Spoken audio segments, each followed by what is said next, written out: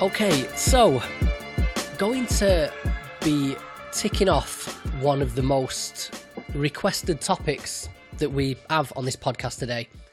It's a topic that gets requested in bursts, in sort of the aftermath of corresponding events, I guess would be the best way to put it. And so today we are talking about the psychology of school shootings. So, my guest today is Dr. Peter Langman. Peter is a psychologist, author and trainer with expertise in the psychology of school shooters. He's given presentations and provided training to numerous organisations, including the FBI, the Department of Homeland Security and the US State Department. His recommendations on preventing school shootings were presented by the CEO of the American Psychological Association to President Obama. His research on school shooters has been cited in congressional testimony on Capitol Hill, and he was recently invited by the Department of Homeland Security to participate in the 2018 National School Security Roundtable. He is the author of a number of books, including School Shooters, Understanding High School, College and Adult Perpetrators, and Why Kids Kill, Inside the Minds of School Shooters. And Peter is also the man behind schoolshooters.info, which is an online database of 400 documents totaling over 60,000 pages profiling more than 100 perpetrators of school shootings. So, Peter, welcome to the podcast. Thank you for joining me. Well, thank you for the invitation. Okay, so I invited you, Peter, based on a certain set of assumptions that I had about this whole concept of school shooters.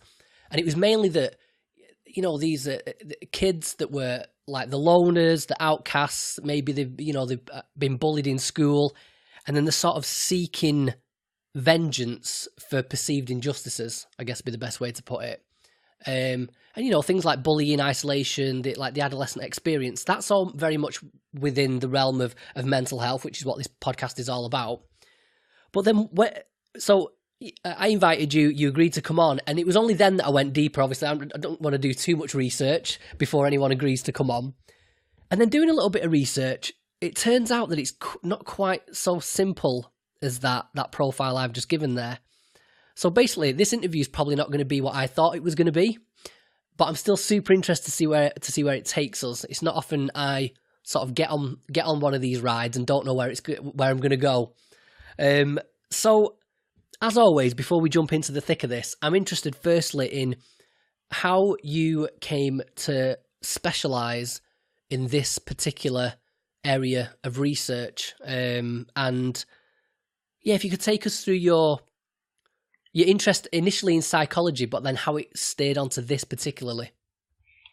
Okay, well, my interest in psychology goes way back when I was still in what we call high school, 12th grade here in the United States. I had a psychology class that really sparked my interest. And then I went on to college or university and became a psychology major, and then got a master's degree and eventually a doctoral degree in psychology. And it was during my doctoral degree that I was doing part of my formal training at a local psychiatric hospital for children and adolescents. And that was back in the academic year of 1998-99.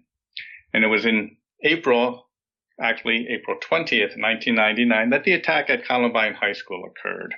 Right. And just 10 days after the attack at Columbine, we had a 16-year-old boy admitted to our hospital because he was seen as a Columbine-type risk. And he had a hit list of students, and he was engaging in some very disturbing, bizarre behavior. And I had to evaluate him for diagnostic purposes, but also for a risk assessment to see if he was really in danger of committing a mass murder. So that was my first encounter with the topic. And then after he left the hospital, there was another potential school shooter who came in, and then another one and another one. And I was there for 12 years, and I saw a pretty steady stream of potential school shooters coming through our facility, and that's what sparked my interest. I was evaluating these kids, and I just wanted to know as much as possible about them so I could do the best job I could. Right, okay. So I guess one thing to sort of do initially, I guess, would be to maybe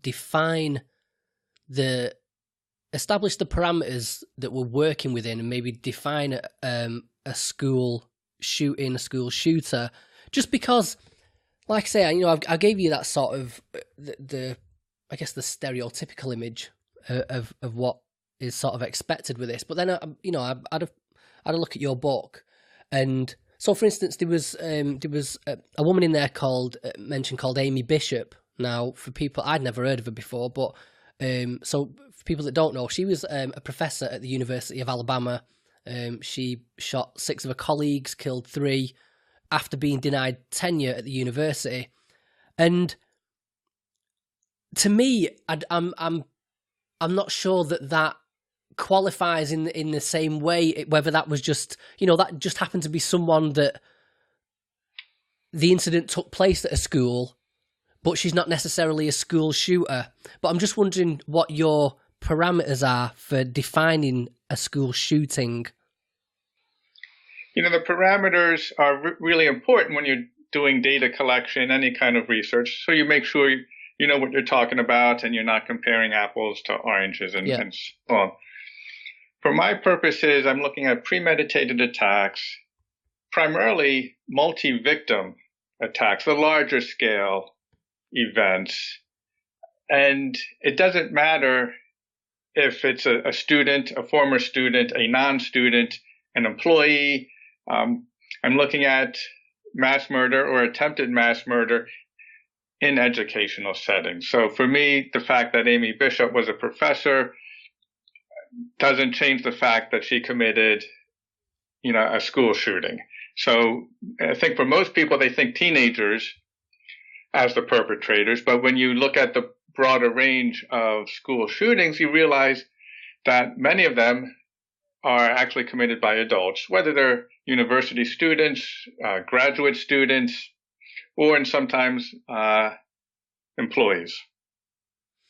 Right. Okay. Yeah. So it's specifically the context of the educational facility, the educational environment, then, rather than, like I say, this image of just it being a pupil. Which brings me on to my next question. Really, is I know I've already given my stereotype of the school shooter, but I'm just wondering if you could give what you think, a more detailed account of what you think is the stereotypical school shooter, and maybe there's more than one. But also, I'm more interested in why this stereotype is developed as well. Okay, well, I think he did a good job of articulating the basic elements, the outcast, the misfit, the kid who's picked on by his peers, who is then seeking revenge against the kids who picked on him. Yeah. We could refine that a bit more. People often say, it's a white male teenager. Mm. They may also say, this is a kid who plays video games or is obsessed with media violence. So there's some other aspects to it. But I think basically what you said is the general stereotype that a lot of people have. But why is that? Why is that the stereotype? Especially if it doesn't actually fit with the data, with the statistics. Well, I think part of it is that there's some elements of truth to that. Some school shooters have been misfits. Some school shooters have been picked on in school, but then probably the majority of kids at some point in their school careers have been teased or picked on in some way. So that doesn't distinguish the school shooter from the rest of the population who is also picked on. But the fact that some have been picked on is true. I think this is perpetuated by how the media and to some extent law enforcement and researchers approach the problem with that kind of fundamental assumption that there must be something like bullying going on. And when people interview the peers of a perpetrator, they will typically ask, was the kid picked on? Because that's what comes to mind. And as I said, many kids are picked on, so the answer is often yes, but that doesn't mean the fact that they may have been teased had anything to do with the fact that they committed mass murder. And I think it goes to the fact that people are looking for an external explanation. something outside the student, such as he was victimized, so he wants revenge, because I think that's something everyone can relate to. Getting revenge may be a horrible way to respond to being teased, but the concept of revenge has a logic to it that we can all understand. Right. If without that, how do we wrap our minds around the fact that, a youngster, maybe sometimes very young, 11, 12, 13 years old, often more 16, 17, 18 years old, how do we wrap our minds around the fact that a kid may just go into his own school for no apparent reason and open fire and gun down his classmates? So in the absence of bullying as an explanation, I think people are really just lost. And that's where, my work as a psychologist comes in to look not only externally at potential factors, but internally what was going on inside their minds. Right, okay, so I guess another way of sort of picking that stereotype apart a little bit would be, I don't know if you could maybe give us some sort of what's the word? Maybe like a broad epidemiology of statistics, percentages of what we're dealing with, like male to female, age wise, ethnic diversity, things like that, just to paint start us off with a broader picture of the types of people that are maybe perpetrating these crimes. Sure. One of the most accurate things we can say is school shooters are male, but that's not completely true. But that is most often the case. But I have written about a number of female school shooters. In a couple of different data sets I've looked at, the percentages have been around 93, 95% male. So it is very much a male phenomenon. But when people say it's a completely male phenomenon, then they're wrong, because there have been a number of female perpetrators. In terms of racial, ethnic identity, as I said, the stereotype is that they're white males. That's not true.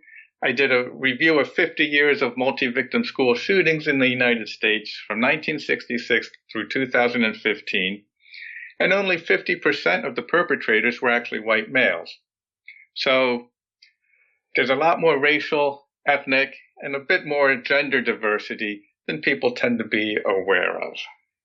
Yeah, well, and the other surprising one was, I think it's in the subheading of your book, is understanding high school, college, and adult perpetrators of school shootings. So the other statistic that's going to be interesting is how many of these people have left school, are adults. Maybe, I don't know, 18 plus, or I think it's 18. You guys leave school in America, more or less. Now, what we mean by adult is not exactly solid. There's a little variability in it. Mm-hmm. In a legal sense, you become an adult at 18, but you still may be in high school. When you go off to college, you may be over 18, but I count college shooters somewhat differently than what I call aberrant adult shooters, and I can explain that term for you. But when you look at the lifespan, in my last book, looking at 48 school shooters, they range from 11 years old to 62. With one in his 50s, several in their 40s, a lot in their 30s and 20s, and so on. So it really is a lifespan phenomenon. And sometimes it's university students or professors, but sometimes they're non-students. And that's what I mean by the aberrant adult shooters. And these are people with no recent or current connection to the schools they attack. So in some cases, they've been students at that school, maybe years ago, up to 20 years ago. But in other cases, they've never had any affiliation with the institution they attack. So when we're trying to understand motivation, when you look at that whole spectrum of perpetrators, it's hard to call it revenge when they didn't know anyone they're shooting, when they've never had any connection to that school or university. So by dividing them up into, these different categories, the secondary school shooters, the college shooters, the aberrant adult shooters, then we have to fine tune our understanding of what's driving their violence. Right, and that would bring us on to, I guess, so you've managed to sort of narrow down the perpetrators to three psychological types, and I'm gonna hand that over to you and just let you sort of pass that out, because then I'm sure that'll throw up plenty of questions for us to dig a bit more into it. Is it just interesting now that, like I said, it came into the interview and it was like, right, okay, you know, these bullied kids and all these obvious questions that arise from that, and then it's like, well, no, it's much broader than that. But it can be like you just said, with the ages and the ethnic diversity, it can then become so broad that doesn't seem any rhyme or reason to it. So that's what I'd like to kind of do now, is rein it back in and try and narrow it down to, I don't know, common themes, I guess. So if we start with this, the three psychological types of school shooter. Sure. You know, as you said, the stereotype is not accurate. There's no one type of shooter, no one profile, but there are patterns. Yep. And trends. So when I looked at the school shooters, they typically fall into one of three categories. Sometimes some of them have traits of two of the three. So let's go through those three types. The first type is what I call the psychopathic school shooter. And when I'm talking about a psychopathic personality, perhaps the fundamental aspect of that is the extreme narcissism. They live for themselves. They don't really care about other people. They don't really have empathy for other people. They even lack a conscience. So guilt and remorse really don't figure in the picture for them. They're very entitled, so they think their needs ought to be met, and they're willing to do all kinds of things to meet those needs, even if those things are immoral or illegal. And when they don't get what they want, they're easily enraged. So it's a very kind of cold-blooded, self-absorbed personality. And it's important to understand that, because that can make sense of violence in response to ordinary things. You know, every student maybe gets teased at some point, maybe gets rejected for a date, or gets, broken up with, or gets a bad grade on a test, maybe gets suspended. Those are ordinary life events, but for someone with a psychopathic personality, those events may justify murder for them, because it's an outrage that they didn't get what they wanted. Yeah, the thing that sort of sprang up there for me, Peter, thinking about that is, it's fair to say that it is a common experience for all the stresses and the pressures of adolescence, and being bullied, picked on, and things like that. But again, people get bullied at different levels of severity as well. So it just, it just strikes me that these, I don't know, I'm wondering whether you think the psychopathy is sort of latent and the environment brings it out of the person, whereas I'd be more inclined to guess that it's the environment that creates the psychopathy. But what do you think about that? Well, let me just talk a little bit about environment here. When you're looking at the school histories, life histories of the psychopathic shooters, these are not the kids who have been severely picked on. Right. Some perpetrators have been, we'll get to them later, but these are not those kids. So it's not a matter that they've been beaten so badly that they become, cold-blooded, hateful, raging killers.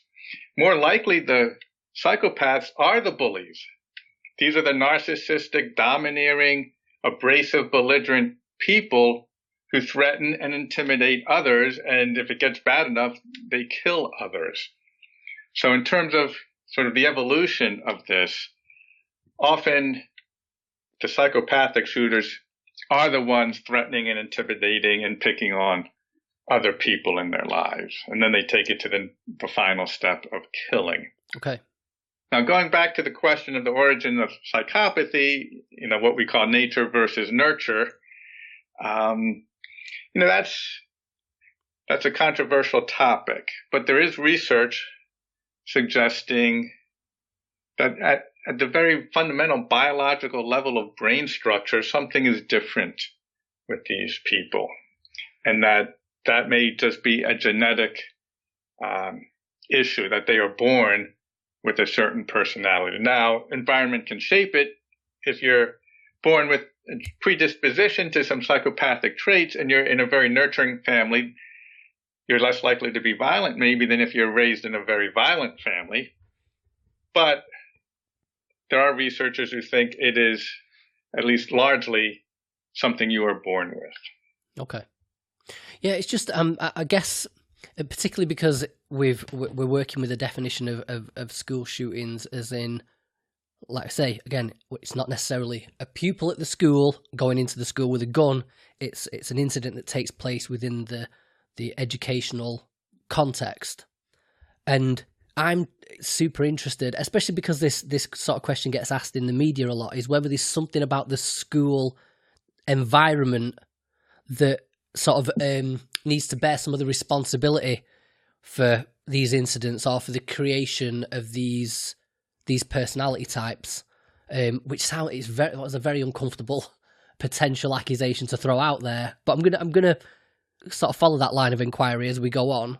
But I guess maybe this might be more relevant to the next personality type, which is the traumatized shooter. So if you could move on to that one, please. Sure. The traumatized shooter is someone who comes from a family of severe and chronic dysfunction. And that typically involves several components. First, in every case, one, if not both of the parents has a drug or alcohol problem. And that right there can create all kinds of chaos, all kinds of abuse, instability, and so on. Often one, if not both parents, has a history of criminal behavior, sometimes to the point that they've been incarcerated. There's physical abuse in the home, emotional abuse. Sometimes there's sexual abuse, either in the home or in the community, or sometimes in a foster home that these kids end up in. You know, they tend to bounce around a lot because the parents may be separated. They live sometimes with mom, sometimes with dad. Both of them are unstable, so then they move in with the grandparent. Maybe the grandparents can't handle them, so then they end up in a foster home. And with all this instability, there's no continuity with their caregivers. There may be no continuity with their friends or no continuity with their school because they may be bouncing around, geographically. So on top of the trauma of physical and sexual abuse, then there's just this chronic instability. So when I'm talking about the traumatized shooters, it's this whole cluster of factors. And also, trauma can occur at any level of society, but the traumatized shooters typically come from the lower economic spectrum. So on top of all of this, they may also be living in poverty. Right. And again, just to hammer the point home, like all the trauma you've just mentioned then is outside of the context of school. So we're not talking about trauma as a direct result, again, of being bullied. Right. However, when you look at the traumatized shooters, in contrast to the psychopathic, who I said were rarely bullied and more frequently the ones doing the bullying, the traumatized shooters were more likely to be bullied at school than any of the other shooters. So not only was home not a safe place for them because they're being abused there, but there was also some level of harassment, including in some cases, physical assault happening with their peers. So they weren't safe at home and they weren't safe at school. Right. Okay. And what was the third type? The third type is what I call the psychotic school shooters. And these are the ones with a significant mental illness such as schizophrenia. So they're not fully in touch with reality. They may be hearing voices telling them to kill. They may have paranoid delusions that others are trying to kill them. They may have delusions of grandeur. In some cases, they had such profound identity issues that they didn't even know if they were human or not. They may have thought they were aliens from another world or some other kind of entity rather than being human. On top of all this, or along with this, they often have very poor social skills. They may have friends, but they feel so profoundly different from all their peers that they're full of anguish. They know there's something wrong with them. It looks like everyone else is succeeding and they're the only ones who are failing and suffering. So they are profoundly envious. And sometimes that envy turns to hatred, and that hatred turns to violence, and they end up killing the very kids they envy for succeeding where they are not. Right, yeah, this latter category throws up a couple of questions, really. The first is, it's a bit of a tricky one, really. This, you see, you hear people talking about the kids that are mentally ill that commit school shootings, and they'll say, you know, this kind of violence or whatever violent behavior can be as a direct result of the medication that these people are taking. In contrast to that, one of the sort of the big messages that go around in mental health awareness campaigns, anti-stigma campaigns, is that, you know, people with psychotic illnesses are no more dangerous than anybody else. In fact, that people with psychotic illness are more likely to be victims of violence than the perpetrators. But then you contrast that with people like DJ Jaffe, who we've had on the podcast before, from Mental Illness Policy. He makes the distinction that, well, actually, people with severe mental illness are more dangerous than the general population if they're not being treated for it. But there's a bit of a tricky concept to untangle there, in that on the one hand, we've got people saying people that are mentally ill are more dangerous. It's the medication that they're on that's making them dangerous, or well, actually, no, it's being untreated that's more dangerous. What's your analysis of that whole situation? Yeah, as you said, it's a very tangled topic. And I would say the vast majority of people with any kind of mental illness, whether psychotic or otherwise, are not dangerous. It's a very small subset of people with mental illness who sometimes become dangerous. But as we've just seen with the traumatized and the psychopathic shooters, people who are not psychotic can also be dangerous too. So I would agree that the vast majority of people with mental illness are no more likely to be violent than anybody else. When it comes down to the medication issue, I have a couple of documents on my website looking into that because it is something that comes up a lot.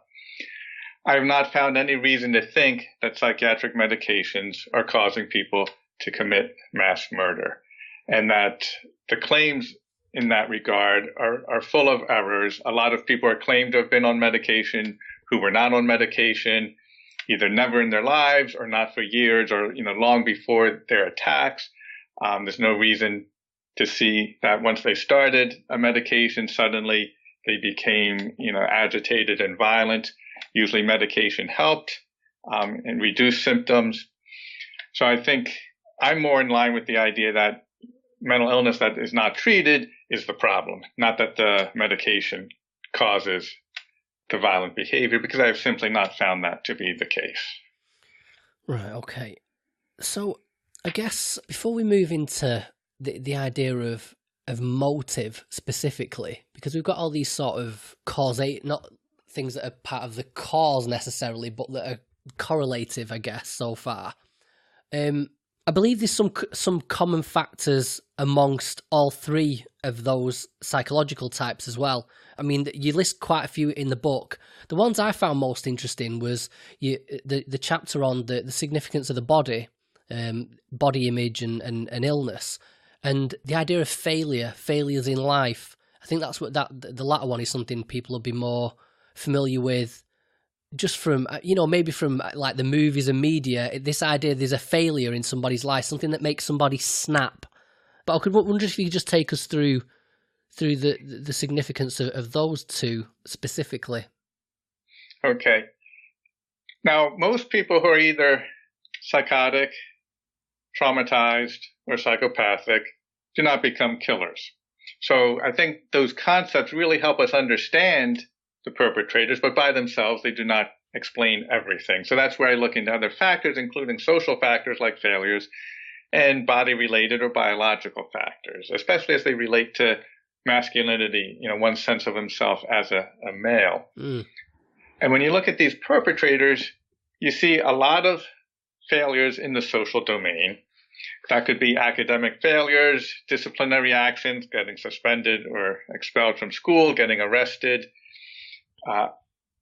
a lot of romantic failures, either never getting a date, never having a girlfriend, or a recent breakup with a girlfriend. For the older perpetrators, you see occupational failures, job after job that they're either fired from or that they quit, inability to earn a living, inability to have friends or a significant other. So you see failures across a whole lot of social domains. So it's not just any one failure, it's the accumulation of failures, setbacks, rejections. Yeah, I mean, well, you see, I'm interested specifically in this, like you just mentioned. Then the concept of masculinity.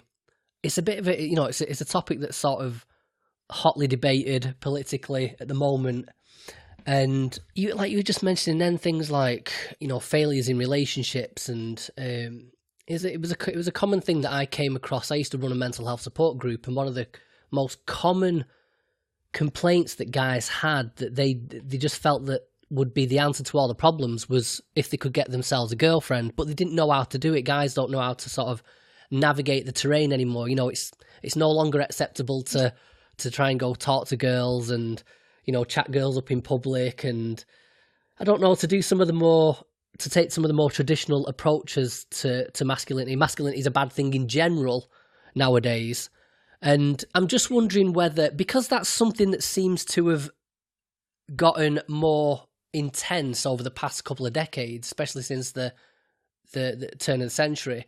I'm just wondering if that's something, the concept of masculinity, guys that feel like,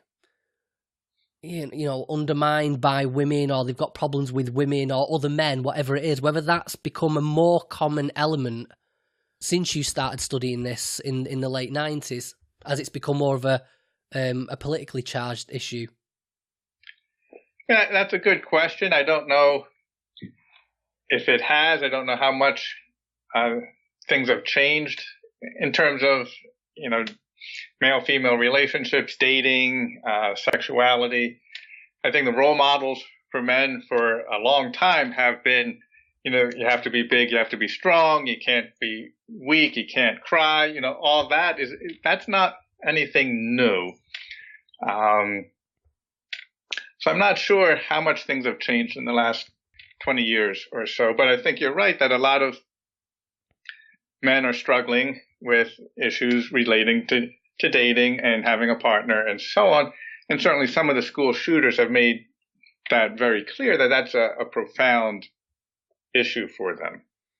Yeah, I think in the chapter about the significance of the body, I think like being short and skinny and those, having the sort of build that isn't traditionally considered masculine is a common trait amongst school shooters. Is that the case? Right. Well, I started looking at the body related issues because Eric Harris, one of the two Columbine killers, was born with a chest deformity. So he actually had a birth defect, and perhaps two birth defects, because he also had some leg problem as an infant that I've not been able to find out what it was, but it required a lot of medical visits as an infant. And then as a boy, he had surgery to repair his sunken chest, so it was pretty severe.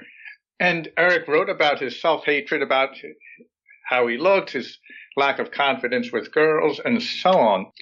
And then I found another school shooter with a chest deformity, and I started looking more into body issues, and a lot of them have been unusually short, maybe like 5th percentile for height and below, weak, uncoordinated, severe childhood illnesses, just not very robust physically. And some of them have written about that. And then you look at their role models for masculinity, whether it's superheroes, fictional characters, or perhaps their own family members. A lot of these kids had relatives who served in the military, who were soldiers. And a lot of them aspired to serve in the military as well, but they didn't have what it takes, physically or emotionally. So it looks like they're struggling with their masculinity, trying to find a way to feel good about themselves as males. And a number of them have left comments about guns and violence giving them a sense of power. And one even said after he bought his first gun, who's the alpha male now? Like Hmm. having a gun suddenly turned him from what he called a kissless virgin, because he had never had sex and never even kissed a girl. He went from being a kissless virgin to the alpha male simply because now he had a gun. Now he was a force to be reckoned with. Yeah, it's true though, isn't it? I mean, it is a leveler. And what's interesting about that is, like we were talking before about this idea of the kid being bullied, so calling him names and being beaten up in the schoolyard or whatever. But I guess maybe this sort of thing is, it's not so much being bullied, it's being rejected. When if you're short and you're skinny or whatever, I know everybody likes to talk about body confidence and everybody's just as beautiful as everybody else, and that's fine from a rhetorical perspective, and it makes a good meme on Instagram, but it doesn't play out in the real world. The girls aren't going aren't giving attention to those guys, and the popular kids or whatever aren't going to just associate with that. It's sort of natural, the natural dominance hierarchy coming into play. And so even if it's not sort of acute bullying that's going on, that's just a natural rejection, and just based on, the way you look, the way you are, you can't integrate into society. And I can see how that might be a particularly alienating experience. Let me just say, not as an excuse to go on to commit these sorts of crimes, but I can imagine that is, particularly for adolescents, that's a particularly tricky thing to get over. But that brings me to the next thing is, we could argue that point as well, that there's loads of kids that aren't muscular and tough or particularly smart or particularly popular, but again, just because they may be rejected by society, they've had a bad upbringing, they don't go on to commit these sorts of crimes. Is there anything sort of identifiable that's a trigger for the people that do go on to commit these crimes? Is there something qualitatively different about these people? That's a great question, and it's a hard one to answer, but I think it's important to keep in mind all these factors that we've touched on so far. So it's not just being short or not socially skilled with dating. It's also being psychopathic, psychotic, or traumatized with all kinds of failures and rejections in all the major domains of your life, and maybe being biologically not the best specimen, and all these different things. So it's not just any one piece, it's this whole cluster of biological, psychological, social factors coming together. And it's hard to say there's any one thing that distinguishes those who commit these attacks from those who don't, but I think we have to always emphasize just how complicated this is. It's not just video games or being teased at school or being short or any one thing, because most people handle all those things fine, but it's something about this massive number of factors coming together in a certain way that puts someone on the path of violence. What is it about schools in particular, Peter? Because again, if we stuck with the stereotype, it's obvious why schools are a target environment.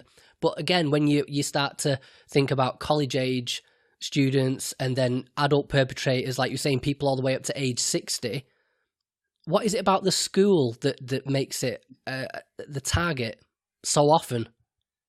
Well, something that often gets lost is there's probably more workplace violence incidents than there are school violence incidents. But we hear a lot more about the school violence right now because anything involving children, I think, just pulls for more attention in the media. Right. But there's probably more attacks that occur in workplace settings or just somewhere in public than in school. So again, we have to keep school violence in the context of violence overall in society. But for a lot of these people, this is where they go to school or where they work if they're employees. But the vast majority of the perpetrators are the students. Where else would they go? I mean, if they have any grievances with peers, if they have grievances with teachers for failing them or administrators for disciplining them, that's at school. And, that's primary stage in which their lives are lived. It's their school. So it's not so much, I think, that they're going out of their way and seeking out schools. It's just that school is where they live their lives. And if there are grievances, that's probably where they occur. Yeah, how often is it that it's, say, a sort of targeted attack where somebody's woken up and said, right, that person or those two people, they're going to get it today, versus it's just school. I'm going in school today, that place, and just whoever happens to be there. That's another good question. About half the attacks do have one or more targeted victims. Now, the most common targets actually are school personnel, the faculty or the administration. The second most common targets are girls or women. It's rare that they target a kid who picked on them. Again, so in terms of using the concept of victim selection, who the targeted victims are, as a way of understanding the motivation, it seems like the failures associated with school and with females are far more a motivating factor than being picked on by peers. Yeah, I mean, that sort of brings us back to that same topic of sort of, male-female relations and that's that social rejection again. I guess a big question is, what are these people seeking to achieve by doing this? Because, vengeance is the first thing that springs to mind, but then that doesn't necessarily fit. It doesn't fit perfectly anyway with all the factors that we've just spoken about. And surely they know the consequences. They're either gonna spend the rest of their life in prison, or they're gonna get killed. And I'm just wondering whether that's, when they've reached this point, is it complete nihilism? They don't care, or maybe they hope for some sort of everlasting infamy. Again, there's no one answer as to why.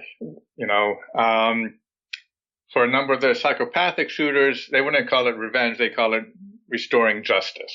They feel like they're victims of injustice. They're going to restore the balance of justice. And they may, like you said, have nothing left to live for. They're just going to do it and die, but they're going to set things right before they go. Mm.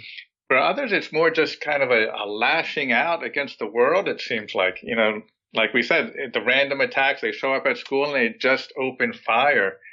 And it may be some sort of generalized revenge against the world, but it's harder to pinpoint that because there's no particular intended victims. But you also have to keep in mind some of these people, as I said, are psychotic. So trying to find a rationale doesn't work. It's what I call an irrational rationale. It's delusional. There was a school shooter who was very psychotic, and he thought the world is so full of sin and horror that he was doing children a favor by killing them and sparing them being corrupted by the horrible world that we have. That's a completely different motivation than what drives other school shooters, but a very delusional one. And the Virginia Tech shooter had such paranoid delusions, he thought everyone or other people were trying to kill him. He was going to strike first, and he was going to somehow go down in history as this great leader who defended children, but he was gunning down innocent people. But his rationale was not rational; it was delusional. So again, when we're looking for a simple explanation, people generally are not considering the delusional motivation of some of the shooters. Yeah, you see, moving into the sort of the closing portion of this conversation is, and the biggest question that's in the media at the moment is, what do we do about this? And we'll leave aside the gun debate, the Second Amendment debate. That's a political issue. From your perspective, what I'm interested in is, I know part of your job is to help assess people and to train other people to assess for kids that or anybody who's at risk of becoming a school shooter. And so, especially because as we've established, is so much diversity from, age, race, motivation, background, everything. With all that diversity in mind, where do you even get started when it comes to assessing people? Well, that's where you have to look at behavior. And there's two terms that I focus on when I'm doing trainings for professionals and identifying people at risk. And one is called leakage, which means they leak their intentions. And they leak in different ways. Some kids will warn their friends to stay away on a certain day because they don't want to hurt their friends. Some will try to invite their friends to join them in the attack. Others will simply brag about what they're going to do and say they're going to be on television. They will talk about it. They will announce what they're going to do. If kids are trained to report these things, then we can prevent attacks. And often kids do report them, and many attacks are prevented. And we typically don't hear about them because they don't happen. But many potential attacks have been thwarted. Another concept with prevention is what's called attack-related behavior. And that just means anything that shows someone's not just thinking about committing attack, they are taking concrete action to make it a reality. And that means, they have to get their hands on a gun. They may go target shooting with it. They may be building bombs, planning out a route through the school, anything that indicates they are moving towards an attack. And sometimes, these warning signs show up with their friends on social media, sometimes even in their school assignments. They give either direct or indirect hints about what they're planning.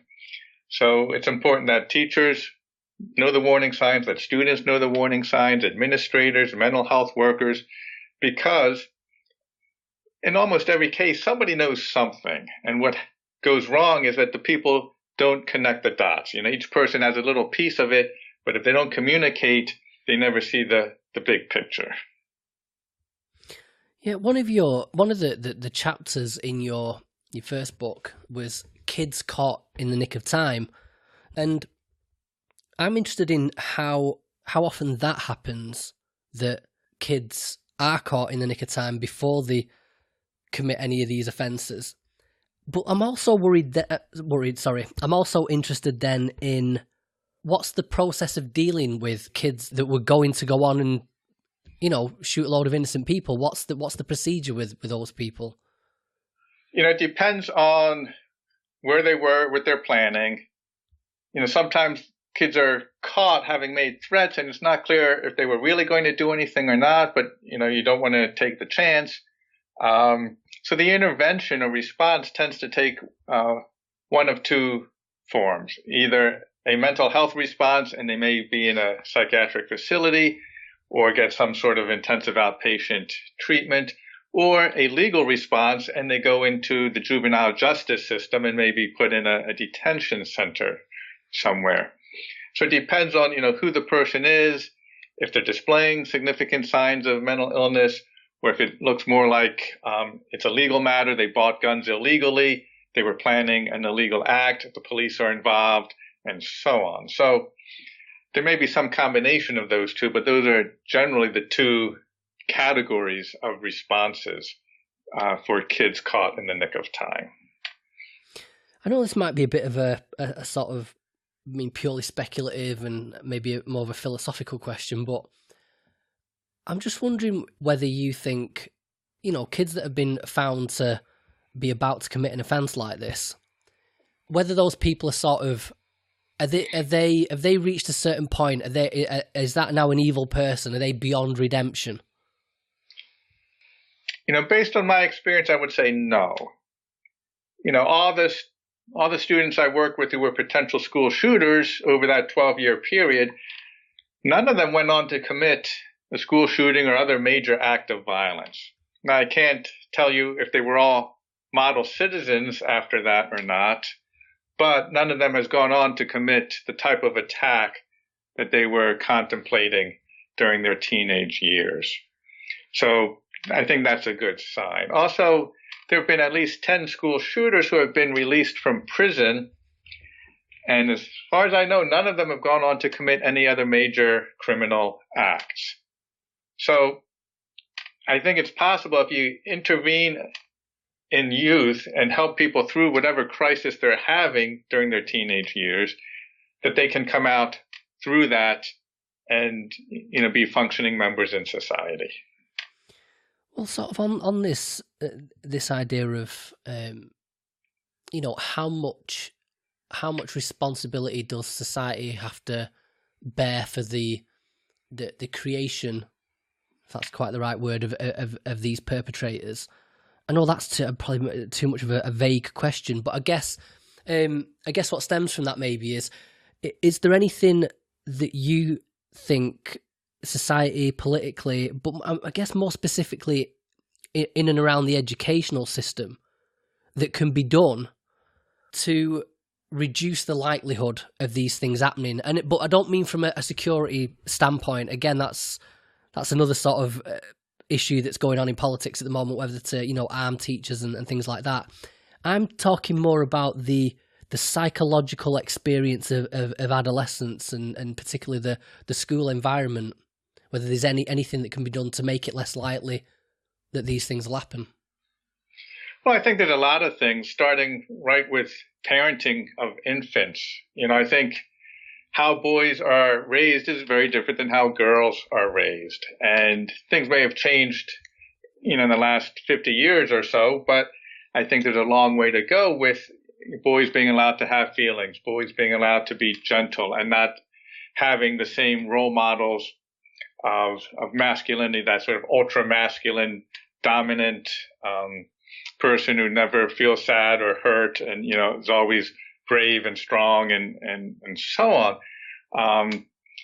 So I think how parents raise their children can change, how society in general, deals with males and females. School climate or school culture are big topics these days, and how to make schools more accepting and more safe emotionally for everybody.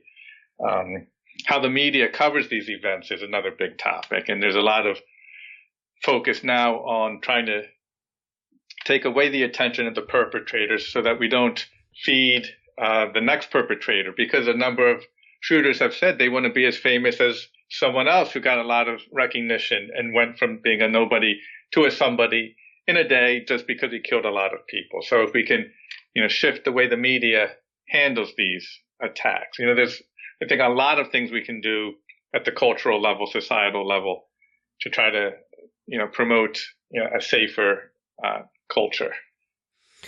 Yeah, my final question on this is, I know a lot of psychologists don't like to sort of delve into their own emotional reactions to these things, but I've got to ask you, Peter, and it's how this topic sort of affects you emotionally, because there's a lot of psychological topics where you can maintain some distance from it, but I'm asking this on two fronts really.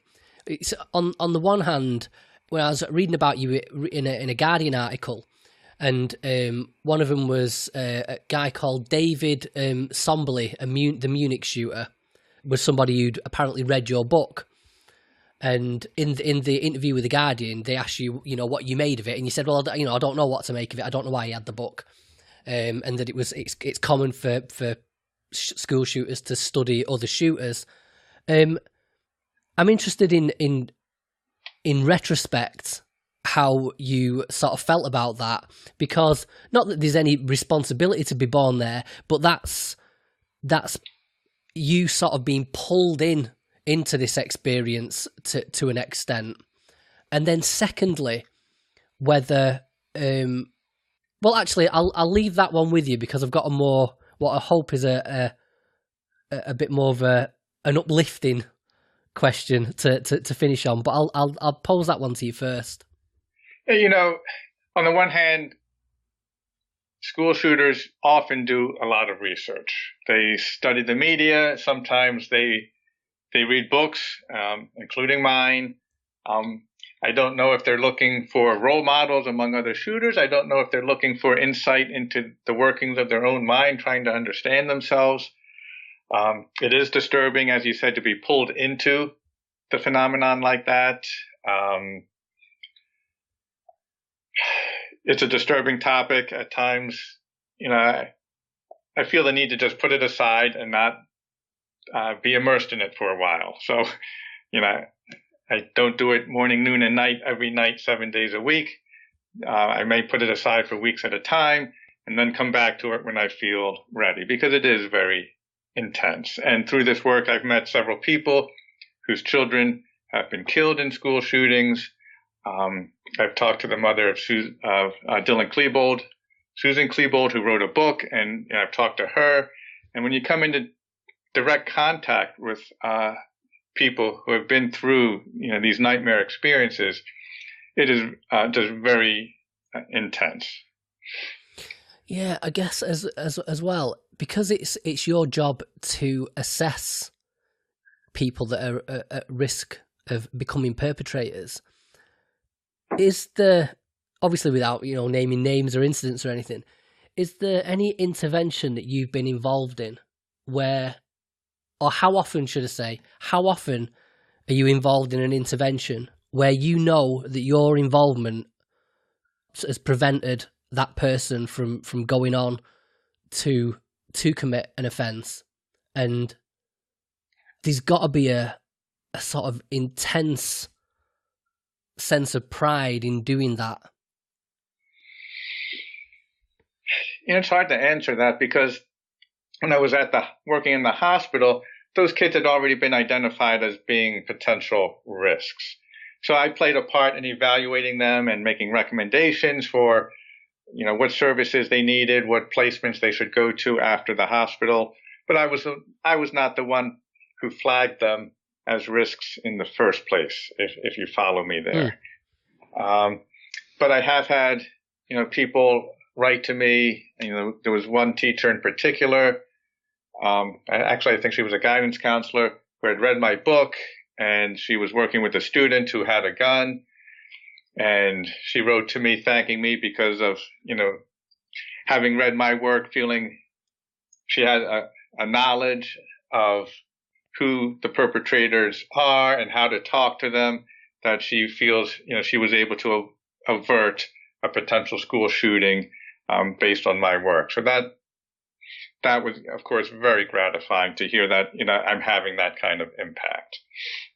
Yeah, well, it is a fascinating topic, Peter, and like I say, it's not the direction I thought this was gonna go in. But what it does do is it gives me plenty of potential topics to work with now, and sort of branch out from here. So yeah, what I do now, finish every interview, just if you'd like to, like you've just said, then perfect example is, we're talking about arming teachers and what's the political side of it, etc., etc. But that example you've just given, a perfect example, is informing people, knowing what to look for, common warning signs. And one of the best ways of going about that is your books and your website. So if you'd just like to take a moment now to direct the listeners towards any sort of resources that you think are useful, any websites, any social media, feel free to plug away, please. Okay, well, thank you. I have the two books. My first one, Why Kids Kill Inside the Minds of School Shooters, looks at 10 perpetrators plus 5 would-be perpetrators who were caught in the nick of time. And my second book, School Shooters, Understanding High School, College, and Adult Perpetrators, takes a much broader look at 48 perpetrators, not just in the United States, but 10 from other countries as well. And my website is the world's largest online collection of information on school shooters. And that's at schoolshooters.info, INFO, for information. There's about 475 documents on over 100 perpetrators, official reports from governments and other sources, totaling 60,000 pages. There's articles I've written. There's material straight from the shooters themselves, because that gives us, best inside look at what they were thinking. Documents on prevention, warning signs, threat assessment, school safety. That is the primary source for information. All right, that's great. And as always, I will include links in the show notes. In the meantime, Peter Langman, thank you very much for joining me. Thank you. It's been a very good interview. You did a really good job, much more nuanced than a lot of professional media interviews, I can tell you that. Oh, that's nice to hear, definitely. You really did a nice job with it. All right, thanks, Peter. Thank you for taking the time. Take care.